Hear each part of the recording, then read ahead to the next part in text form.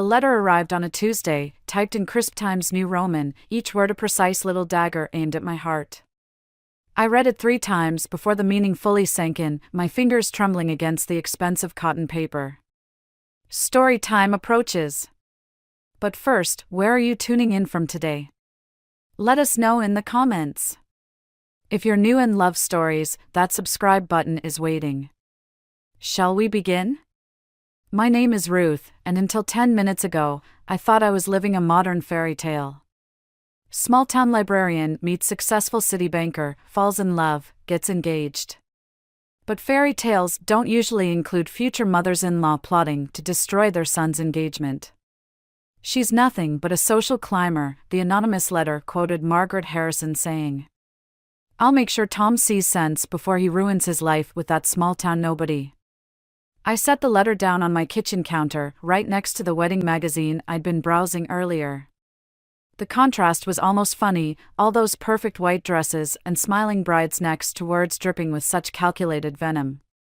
My phone buzzed. Tom's face lit up the screen, his smile warm and familiar. I let it ring. What was I supposed to say? Hey, honey, your mother's plotting to destroy our relationship? Ruth. My mother's voice carried through the open window from the backyard. The roses need trimming. Want to help? Not now, Mom. My voice cracked slightly. I heard her footsteps approaching the back door. She appeared in the doorway, pruning shears in hand, dirt smudged on her gardening apron. One look at my face and she set the shears down. What's wrong? I handed her the letter. Her eyes narrowed as she read. Her mouth settling into a thin line I recognized from my childhood, the expression she wore when dealing with particularly difficult parents at school. Well, she said finally, I can't say I'm entirely surprised. What do you mean? Margaret Harrison has been giving you the snake eye since day one. Remember that charity auction? The way she introduced you as Tom's friend even though you'd been engaged for 3 months? The memory stung. I'd written it off as forgetfulness, but now. What am I going to do? The question is, Mom said, settling into a kitchen chair, what do you want to do? The answer came surprisingly quick. I want to fight back. Ruth. No, Mom. I'm tired of pretending I don't notice the snide comments. The way she acts like I'm somehow not good enough for her precious family. I grabbed my phone as it buzzed again, another call from Tom. I'm going to prove her wrong. And how exactly do you plan to do that? I thought about Margaret's perfectly curated dinner parties, her carefully maintained image, her iron grip on her family's social standing. By finding out what she's hiding. Nobody's that perfect. You might not like what you find, Mom warned. And Tom needs to know who his mother really is. I picked up the letter again. She's having dinner with the Blakes tonight. I think it's time I paid Eleanor Blake a visit. Tom's grandmother? The one who never leaves her estate? The very same. I grabbed my car keys. She's the only one who knows all the Harrison family secrets. And I bet she'd love to share them with her future granddaughter-in-law. Mom stood up, concern etched on her face. Just remember, revenge has a way of hurting everyone involved. Including you. I paused at the door, my hand on the knob. I'm not looking for revenge, Mom. I'm looking for justice. But as I walked to my car, the letter burning a hole in my pocket, I wondered if there was really any difference between the two. Tom's name flashed on my phone screen again, and this time, I answered. Hey, I said, trying to keep my voice steady. We need to talk. The Harrison mansion loomed before me like a challenge, all gleaming windows and manicured hedges. Tom squeezed my hand as we walked up the granite steps, but I barely felt it. The anonymous letter felt like it was burning through my purse, each step bringing me closer to its author. Margaret opened the door herself, perfect in pearls and a silk blouse that probably cost more than my monthly salary. Thomas, darling. She air-kissed his cheek, then turned to me. Ruth. That's an interesting dress choice. I smoothed down my carefully selected cocktail dress, remembering the 4 stores I'd visited to find something suitable. Thank you, Margaret. The color reminded me of the roses in your garden. Her smile didn't reach her eyes. Well, do come in. Edward's already in the dining room. The house smelled of money and old secrets, leather-bound books, polished silver, and whatever expensive thing was being served for dinner. Edward stood as we entered, his quiet "Hello, Ruth" somehow warmer than his wife's entire greeting. I hear congratulations are in order, Margaret said as we settled around the massive dining table. The library received some sort of grant? Yes, I replied, noting how she made it sound like a consolation prize. We're expanding our children's literacy program. How quaint. Though I suppose that's important in areas like yours. Tom shifted uncomfortably. Mother. More wine? Edward interrupted, reaching for the bottle. I noticed his hand trembled slightly. The first course arrived, something delicate involving seafood that I barely tasted. Margaret dominated the conversation, dropping names of people I'd never meet and places I'd never visit. But I was watching her, really watching her for the first time. The way her eyes darted to Edward whenever certain names came up. The slight tightening of her fingers around her wine glass when Tom mentioned our wedding plans. Actually, Margaret said, setting down her fork, I've been meaning to discuss the wedding. The Blakes' country house would be perfect for the reception. Eleanor's quite fond of you, Thomas, and we've already booked the venue, I cut in. The old botanical gardens near my parents' house. Margaret's smile turned brittle. Oh, but surely you'd prefer somewhere more appropriate? The Blakes' property has hosted 3 governors' weddings. The gardens are perfect, Tom said firmly. Ruth and I both love it there. Love isn't everything, darling. Margaret's voice carried an edge I'd never heard before. Sometimes we must consider what's best for the family's future. I excused myself to use the bathroom, needing a moment away from her perfectly aimed barbs. In the hallway, I heard voices from behind a partially closed door, Margaret's study. No, it has to be handled carefully. Margaret's voice, sharp and clear. The girl's smarter than she looks. Yes, I know what's at stake. The merger depends on someone's coming. I'll call you back. I hurried past just as she emerged, our eyes meeting in a moment of perfect understanding. She knew I'd heard, and I knew she knew. Lost? Her smile was pure ice. Just heading back to dinner. I matched her tone. Wouldn't want to miss any of your helpful suggestions. The rest of dinner passed in a blur of subtle jabs and loaded silences. Tom grew increasingly tense, while Edward seemed to shrink into himself. When we finally left, Margaret's goodbye was almost triumphant. In the car, Tom turned to me. I'm sorry about Mother. She's just protective. Protective? I laughed, but there was no humor in it. Tom, she's actively trying to stop our wedding.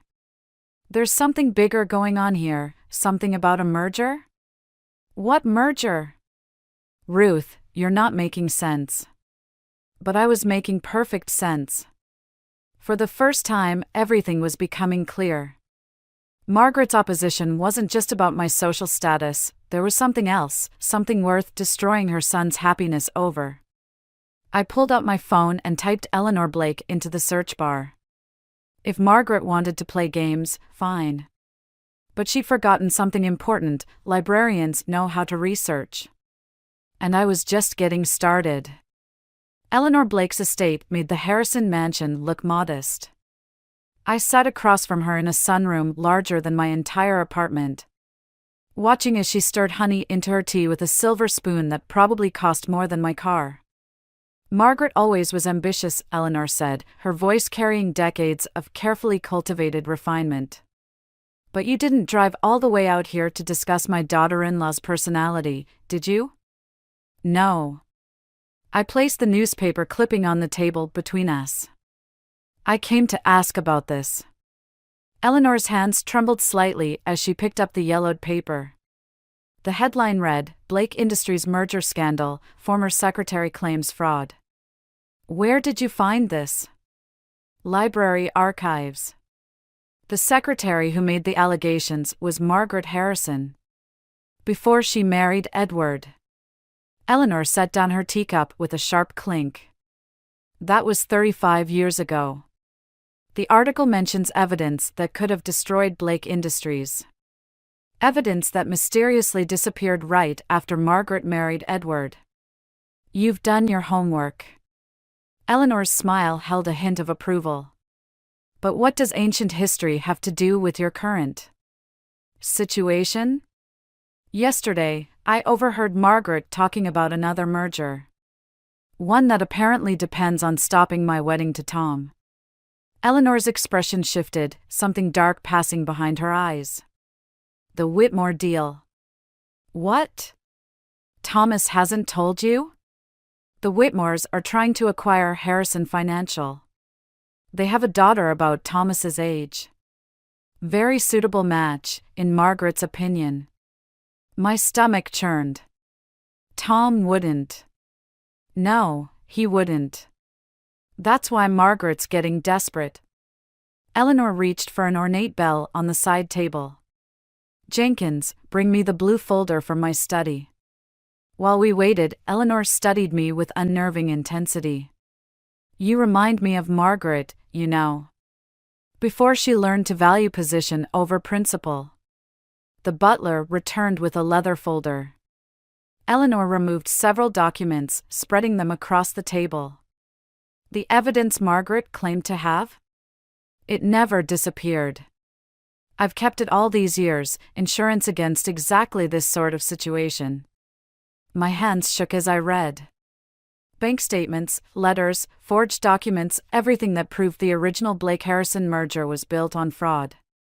Why are you showing me this? Because Margaret's about to sacrifice her son's happiness to protect her position. Again. Eleanor's voice hardened.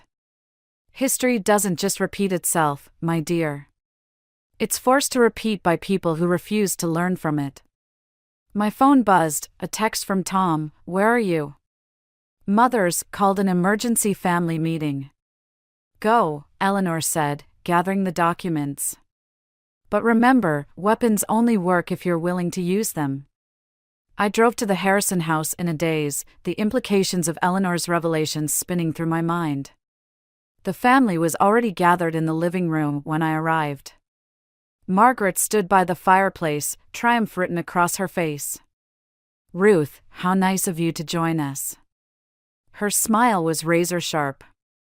I was just explaining to Thomas about the Whitmore opportunity. How it could secure his future, our family's future.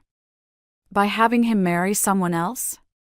The words came out before I could stop them. Tom stood up. What? The merger depends on it, doesn't it, Margaret? I met her gaze steadily. Just like the Blake merger 35 years ago? The color drained from Margaret's face. Edward looked up sharply. I don't know what you're talking about, Margaret said, but her voice wavered. I think you do. And so does Eleanor. The room went silent. Tom looked between us, confusion giving way to understanding. Mother, what is she talking about? Margaret's composure cracked. Everything I did for this family. No, I said quietly. You did it for yourself. And now you're trying to do it again. I reached for my phone, pulling up the photos I'd taken of Eleanor's documents. Should I share these with everyone? Or should we discuss how this ends differently this time? Margaret's hands gripped the mantelpiece, her knuckles white. The choice hung in the air between us, her past or her son's future. And in her eyes, I saw she knew exactly which one I'd choose. The documents from Eleanor's folder lay scattered across my kitchen table like landmines. Tom stood by the window, his silence heavier than any argument we could have had. Outside, rain pelted against the glass, matching my thundering pulse. "You went behind my back." His voice was quiet, controlled. "To my grandmother. Your mother went behind both our backs." I touched one of the papers, proof of Margaret's past deceptions. "She's trying to marry you off to someone else." "That's not the point, Ruth." He turned, and I barely recognized the expression on his face. "You're turning into her." The accusation hit like a physical blow. "I'm nothing like Margaret." "Really? Secret meetings, digging up dirt, using people's past against them?" He picked up one of Eleanor's documents. "What exactly was your plan here?" "To protect us." "By destroying my family?" My carefully constructed justifications crumbled. In the harsh light of Tom's disappointment, I saw what I'd become, someone who'd let revenge mask itself as righteousness. The doorbell rang, making us both jump. Through the front window, I saw Edward Harrison's car in my driveway. Tom opened the door. Edward stood there, soaked from the rain, looking older than I'd ever seen him. "May I come in?" I gathered the documents quickly, but Edward waved them away. "I know what those are." "I've always known." "Then why didn't you ever say anything?" Tom demanded. "Because I loved her." Edward sank into a kitchen chair. "And because I was a coward." "Still am, probably. But I can't watch her do to you what she did to us." "What do you mean?" "The Whitmore merger isn't just about business, Tom. It's about Margaret's revenge against Eleanor. The Whitmores were involved in the original scandal, they helped cover it up. If this merger goes through, it'll protect everyone involved. Everyone except Eleanor." My phone buzzed, a text from Margaret, "We need to talk." "Alone." "She's trying to divide us," Tom said, reading over my shoulder. "No." I stood up. "She's offering me a choice. Ruth. I need to see this through." I grabbed my car keys. "But not the way I planned." Tom caught my arm. "What are you going to do?" I thought about Eleanor's words about weapons, about Margaret's desperate grip on her perfect life. About how easily I'd let myself become what I claimed to hate. "I'm going to give her what she never gave anyone else," I said. "A chance to choose differently." Edward spoke up. "Margaret doesn't believe in second chances." "Maybe not. But I still do." I touched Tom's face. "That's the difference between us." The drive to the Harrison mansion felt like crossing a boundary. Margaret waited in her study, perfectly composed except for the slight tremor in her hands as she poured 2 glasses of wine. "I assume you've come to negotiate," she said, offering me a glass. I didn't take it. "No. I came to tell you I'm not using Eleanor's documents." Surprise flickered across her face. "Why?" "Because I don't want to win that way." I met her gaze steadily. "But I'm not backing down either. Tom deserves to choose his own path. Just like you deserved to choose yours 35 years ago. You know nothing about my choices. I know you were like me once. Before you decided status was worth more than happiness." I moved toward the door. "The difference is, I'm choosing differently. And if I don't back down?" I paused, hand on the doorknob. "Then you'll lose Tom anyway. But this time, it'll be your choice, not mine." Walking away from Margaret's study felt like emerging from a dark room into sunlight. Tom waited in my driveway when I got home, and the way he looked at me told me I'd made the right choice. Sometimes the hardest battles aren't won by fighting, but by refusing to become what we're fighting against. The annual Harrison family gathering felt like a powder keg waiting for a spark. I watched from the edge of the grand ballroom as Margaret worked the crowd, her laugh carrying across the room with practiced ease. The Whitmores were here too, their daughter Claire hovering near Tom with predatory grace. Eleanor caught my eye from her corner seat, raising her glass slightly. The documents she'd given me felt heavy in my clutch, though I'd promised myself I wouldn't use them. Quite the turnout. Edward appeared beside me, his bow tie slightly askew. Margaret's outdone herself. Is that what we're calling it? He flinched at my tone. Ruth, about the merger. Don't. I watched as Claire touched Tom's arm, laughing at something he'd said. You had 35 years to speak up. And you have 30 seconds before Margaret makes her announcement. My head snapped toward him. What announcement? But Margaret was already clinking her glass, drawing everyone's attention. Tom's eyes found mine across the room, a warning in them I couldn't quite read. Family, friends, Margaret's voice carried effortlessly. We're gathered not just for our annual celebration, but for a special announcement. Harrison Financial and Whitmore Industries are joining forces. Polite applause. I felt the trap closing. And to cement this union, Margaret continued, we're thrilled to announce the engagement of Thomas Harrison to Claire Whitmore. The room erupted in congratulations. Tom stood frozen, his face pale. Claire beamed, already moving to take his arm. He hasn't agreed, I said to Edward. He doesn't have to. The contracts were signed this morning. If he refuses, both companies face bankruptcy. The documents in my clutch suddenly felt like a lifeline instead of a burden. One move and I could burn it all down, Margaret's reputation, the merger, everything. Don't.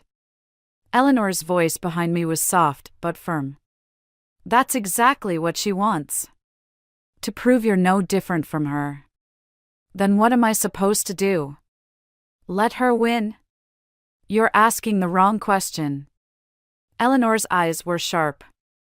Ask yourself why she's so desperate to stop you. I looked around the room, at Margaret's triumphant smile, at Edward's defeated posture, at Tom's barely contained fury. Then I saw it. The slight tremor in Margaret's hand as she raised her glass. The way her eyes kept darting to the Whitmores. The desperate edge to her perfect performance. She wasn't trying to stop my wedding. She was trying to save herself. I moved through the crowd toward Tom, aware of every eye tracking my progress. Claire stepped closer to him, practically marking her territory. Thomas, Margaret called out, perhaps you'd like to say a few words about your engagement? The room went quiet. Tom looked at me, then at his mother, then at the expectant faces surrounding us. I saw the weight of family legacy crushing him, just as it had crushed Edward all those years ago. I reached into my clutch, fingers brushing Eleanor's documents. One move would expose everything, the fraud, the lies, the decades of manipulation. Justice, revenge, whatever you wanted to call it, was right there. Instead, I pulled out my engagement ring. Actually, I said, my voice carrying in the silence, I have something to say. Margaret's smile froze. Eleanor leaned forward in her chair. Tom watched me with a mixture of fear and hope. I held up the ring, letting it catch the light. This ring belonged to my grandmother. She was a housekeeper for a family like yours. They treated her like she was nothing. But she taught me something important, our worth isn't in who we marry or what we own. It's in the choices we make. I turned to Margaret. You made your choice 35 years ago. Now it's Tom's turn. The silence that followed was absolute. In that moment, watching Margaret's carefully constructed world balance on a knife's edge, I realized something important. Sometimes the greatest revenge isn't in destroying your enemy's world. It's in refusing to play their game at all. The silence after my speech lasted exactly 3 seconds before Margaret's laugh cut through it like a knife. How touching. But perhaps we should discuss what's really at stake here. She pulled out her own envelope, and my stomach dropped. I recognized Eleanor's handwriting on the front. "Mother," Tom warned, stepping forward. "No, Thomas. It's time everyone knew exactly who they're dealing with." Margaret's voice carried across the ballroom. "Did Ruth tell you how she obtained evidence about our family? How she conspired with Eleanor to blackmail us?" The crowd murmured. Claire Whitmore's triumphant smile made my skin crawl. "That's not what happened," I said, but my voice sounded weak even to me. "No?" Margaret opened the envelope. "Then explain these emails between you and Eleanor, plotting to expose the merger's history. Plotting to destroy not just my reputation, but the livelihoods of hundreds of employees who depend on both companies." Tom turned to me, his expression unreadable. "Is this true?" I never intended. The words stuck in my throat as I watched Margaret produce printout after printout. "Of course you didn't intend," Margaret's voice dripped with false sympathy. "Just like you didn't intend to use my past against me. To exploit an old woman's bitterness for your own gain." Eleanor stood up shakily. "That's enough, Margaret."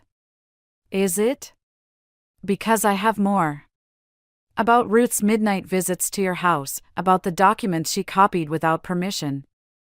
About her plans to reveal everything at this very gathering." Each word was a nail in my coffin. I watched as the room turned against me, saw the doubt creep into even Edward's sympathetic gaze. "Ruth." Tom's voice cracked slightly. "Tell me you didn't do this." But I had done it. All of it. The investigation, the secret meetings, the planned exposure, everything except the final reveal. And now Margaret had turned my own weapon against me, making me look exactly like what I'd accused her of being. A manipulative social climber willing to destroy a family for personal gain. "I was trying to protect us," I whispered. "By becoming exactly what you claimed to hate?" Tom's words echoed my own thoughts from days ago. Claire slipped her arm through Tom's. "I think we all know what this is really about. A small-town girl who couldn't handle the fact that she didn't belong." I looked around the room, at the faces that had turned from curious to condemning, at Eleanor's defeated posture, at Edward's averted gaze. Even the servants seemed to be avoiding eye contact. "Tom," I reached for him, but he stepped back. "I think," Margaret said quietly, "it would be best if you left." The walk to the door felt endless. Each step echoed against the marble floor, accompanied by whispers and judgmental stares. I'd come here planning to expose Margaret's true nature, but instead, I'd revealed my own. At the doorway, I turned back one last time. Tom stood frozen between his mother and Claire, looking lost and betrayed. Margaret's victory was complete. She'd managed to make me destroy myself without lifting a finger. "Congratulations," I said, my voice surprisingly steady. "You win." "Oh, Ruth," Margaret smiled sadly. "I won the moment you decided to play my game." Outside, the night air hit me like a slap. My phone buzzed, a message from Eleanor. "I'm sorry." She found my phone. She knew we were meeting. Another buzz. "Tom, I need time." A final message from Margaret. "The invitation to the wedding will be in the mail. Do be a dear and don't attend." I sat in my car, staring at the Harrison mansion glowing warmly against the dark sky. Everything I'd fought against, everything I'd tried to prevent, had happened anyway. And worse, I'd proven Margaret right about me all along. The engine started with a quiet purr. As I pulled away from the curb, I caught a glimpse of movement in an upstairs window, Edward, watching me leave. In that moment, I finally understood him completely. Sometimes the price of fighting monsters isn't that you become one. It's that you realize you were capable of being one all along. The wedding invitation arrived exactly as Margaret promised. I stared at the cream-colored envelope for a long moment before reaching for my car keys instead. 3 weeks of silence was enough. The Whitmore mansion blazed with pre-wedding celebration lights. I parked across the street, watching the shadows of guests moving behind gauzy curtains. Then I saw her, Margaret, slipping out onto the balcony alone, a champagne flute in her trembling hand. Security was laughably easy to bypass. Years of library work had taught me every building had its service entrances, its quiet corners, its forgotten paths.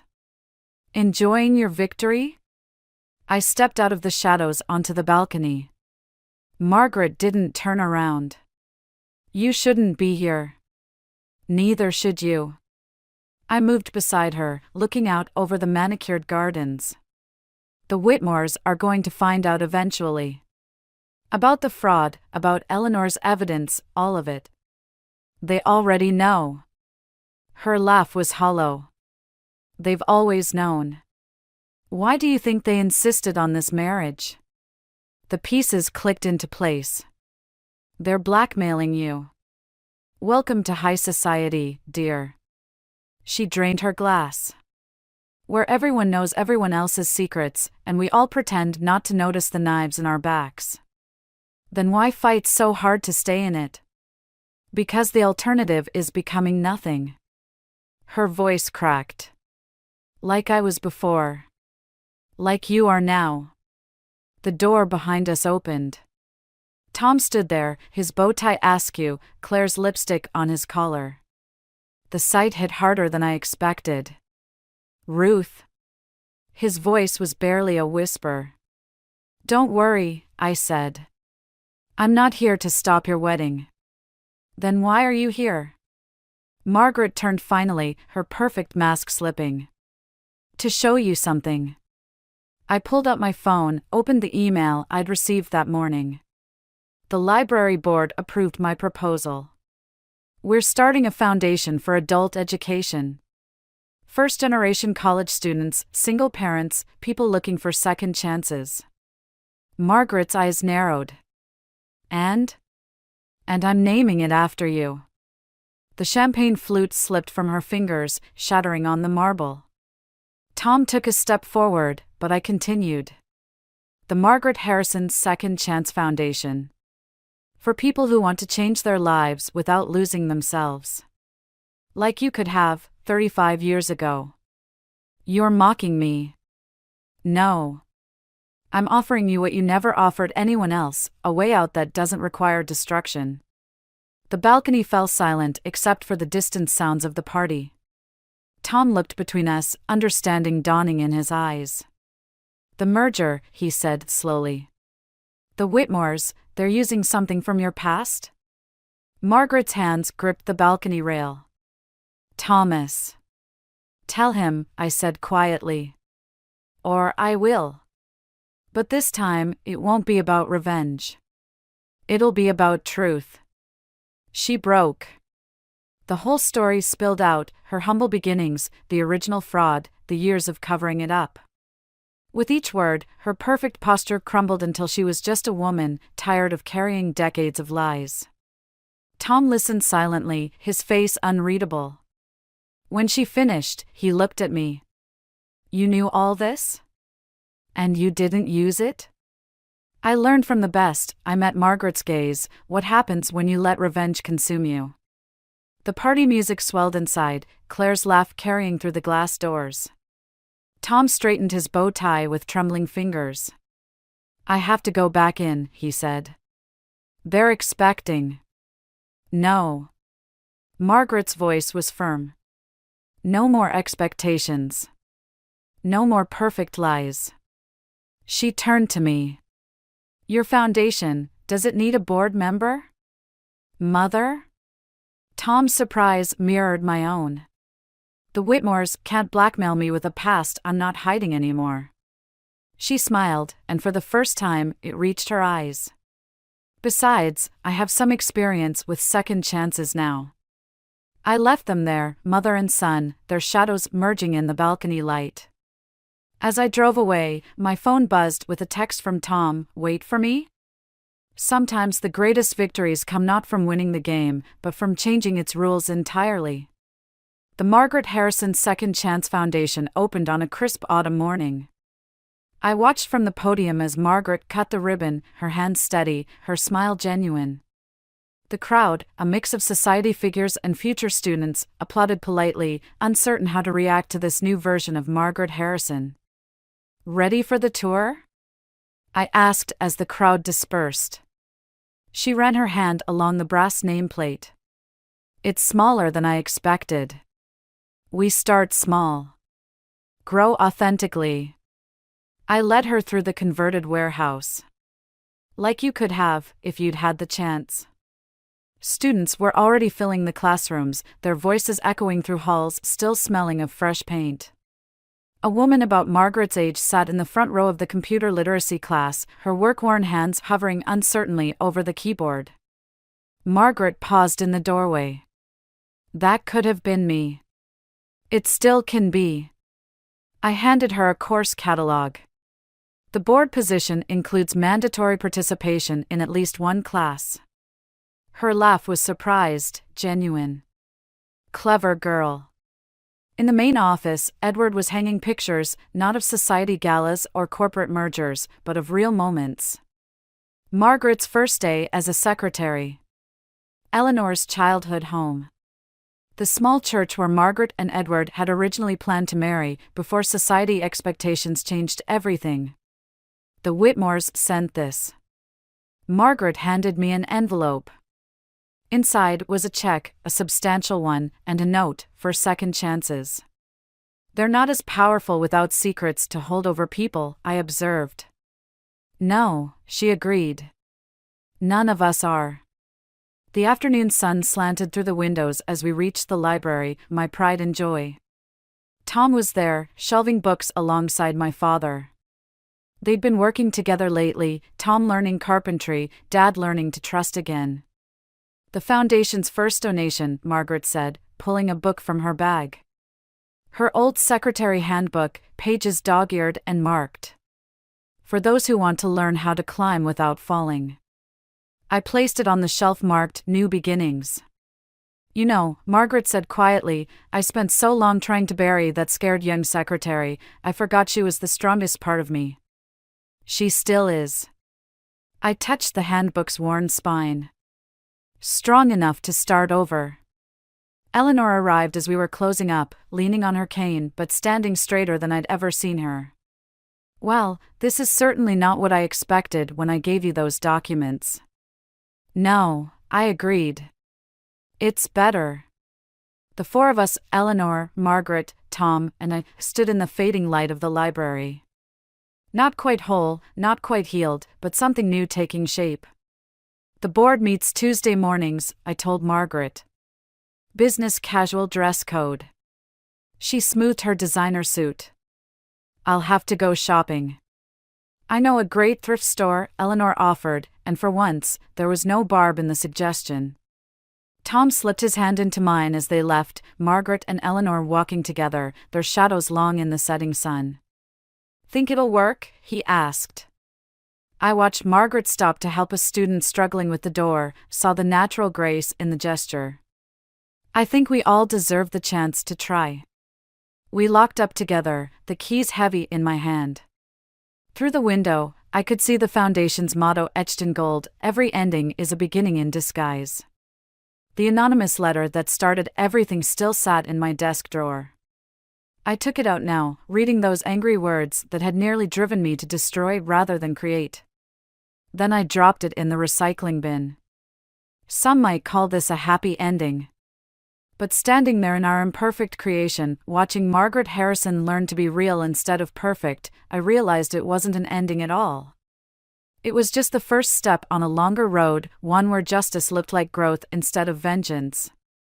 Where victory meant changing hearts instead of breaking them, and where the hardest person to offer a second chance to is often yourself.